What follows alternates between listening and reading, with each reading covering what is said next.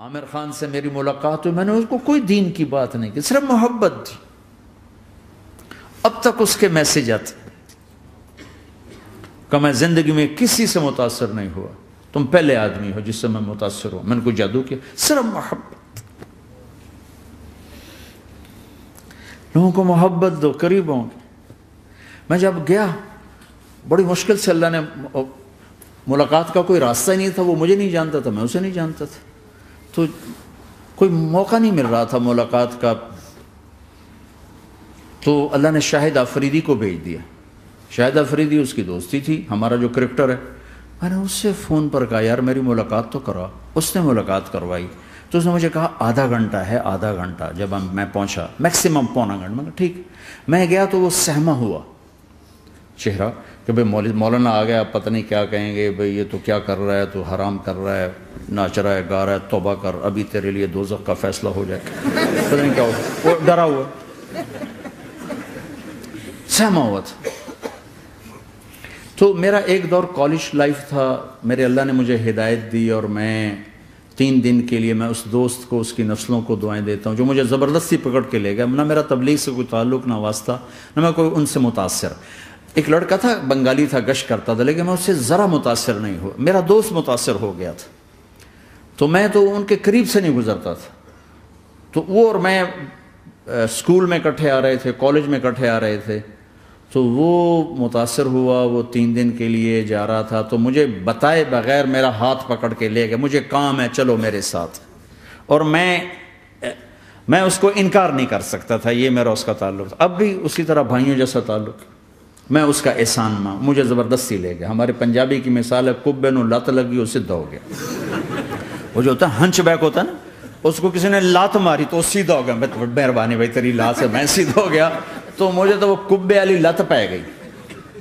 تو اللہ نے مجھے اس طرف لگا دیا۔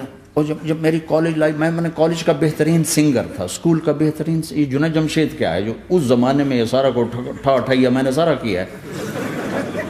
تو اب وہ بیچارہ ایسے بیٹھا ہوا، تو میں نے اس سے بیٹھتے فلموں کی باتیں شروع کر دی۔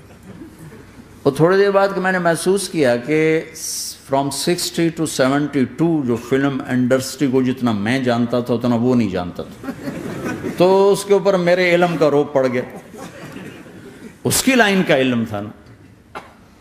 تو وہ تو حیران پریشان، یہ واز تو ہو نہیں رہا، تو کبھی دلیپ کمار کی باتیں شروع ہو گئیں، کبھی راج کپور کی شروع ہو گئیں، اور کبھی محبوب صاحب شروع ہو گئے، کبھی مدن موہن شروع ہو گئے۔ وہ آدھا گھنٹہ تو یوں ہی گزر گیا۔ تو آدھے گھنٹے کے بعد میں نے کہا جی ہمارا تو ٹائم اوور کا نہیں، اٹھیں چلے ادھر چل کے بیٹھتے، وہ کھانے کی ٹیبل پر تھے تو ہم وہاں جا کے بیٹھ گئے۔ پھر وہیں باتیں شروع ہو گئیں۔ جب اس کا سارا خوف دور ہو گیا اور ریلیکس ہو گیا، اس میں پونے گھنٹے سے 50 منٹ گزر گئے تھے، تو پھر میں نے کہا عامر بھائی آپ حج پہ آئے ہیں، اگر آپ اجازت دیں تو آپ کو اپنے نبی کا حج سناؤں؟ کہنے لگے ہاں جی ضرور سنائی۔ پھر میں 1.25 گھنٹہ بولتا رہا، اور وہ ایسے کر کے یہاں سے وہ یوں نہیں ہوا، 1.25 گھنٹہ ایسے بیٹھ کے یوں سنتا، ہلا نہیں اپنی جگہ سے۔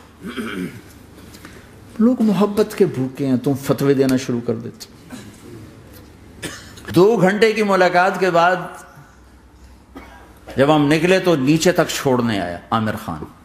حج کے بعد میں نے کہا ایک ملاقات اور ہو جائے گا، ضرور ہوگی۔ پھر اس کا میسج آیا کہ میں مدینے چلا گیا ہوں، معذرت چاہتا ہوں۔ میں نے کہا میں مدینے آ جاؤں گا، میں مدینے پہلے ہو آیا تھا حج سے پہلے۔ تو اس نے کہا کہ آپ 14 تاریخ کو آ جائیں، 4 سے 6 کا ٹائم میں نے آپ کے لیے رکھا ہے۔ تو میں جنید اور ایک اور ساتھی ہم دوبارہ وہاں چلے گئے 4 بجے، 4:15 ہم اس کے ساتھ ہماری سٹنگ شروع ہوئی، 4:15 سے 10:15 تک 6 گھنٹے مسلسل، اور اس کے ماتھے پہ ذرا نشان نہیں آیا کہ میں بور ہو رہا ہوں۔ اور اس کے بعد ہم اٹھے، اس کا جی نہیں چاہ رہا تھا کہ ہم اٹھ کے چلے جائیں، محبت۔ پھر ایک امتحان پڑ گیا، میں اجتماع میں تھا رائمنڈ کے پچھلے سال، اس کا میسج آ گیا میری فلم تلاش آ رہی، اس کی کامیابی کی دعا کرو۔ اے چنگی بڑی میں کہا اب کیا کروں؟ جواب دینا بھی ضروری، دعا بھی نہیں ہو سکتی، کیا کروں؟ تو جب وہ میسج آیا تو میرے سامنے کوئی 10-12 علماء بیٹھے تھے. میں نے کہا بھائی یہ میسج ہے، اس کا جواب دو. کہا جی یہ ہمارا فیلڈ نہیں تمہارا ہے، تو ہی جواب دے. میں سارا دن سوچتا رہا، مجھے کوئی جواب سمجھ میں نہیں آیا کہ جان بھی بچ جائے، جواب بھی چلا جائے. پھر اگلا دن بھی گزر گیا، مجھے کچھ سمجھ میں نہیں آیا. میں عصر کا وضو کر رہا تھا، ایک دم اللہ نے ایک مضمون دل میں ڈالا. تو میں نے فوراً بیٹھ کے اس کو میسج کیا کہ عامر بھائی جو کریٹو ہوتا ہے نا ذہن، یہ اللہ کسی کسی کو دیتا ہے. تخلیقی ذہن یہ اللہ تعالیٰ کسی کسی کو دیتا ہے، ہر ایک کو نہیں دیتا.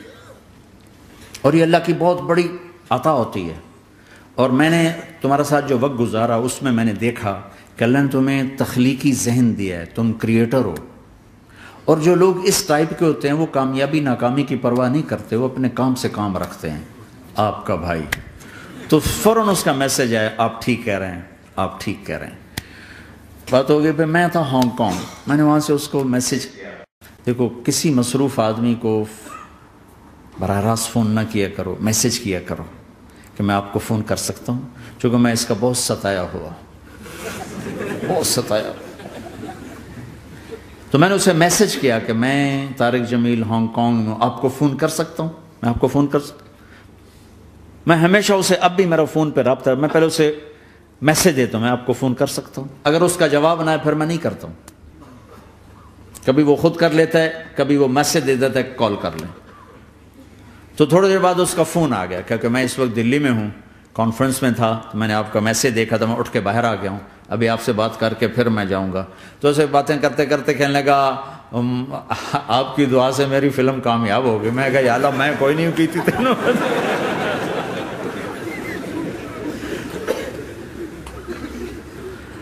بھائیو محبتیں بانٹو، نفرتیں تو پہلے ہی بہت پھیل چکی. نشہ پلا کے گرانا تو سب کو آتا ہے، مزہ تو تب ہے کہ گرتے کو تھام لے سب.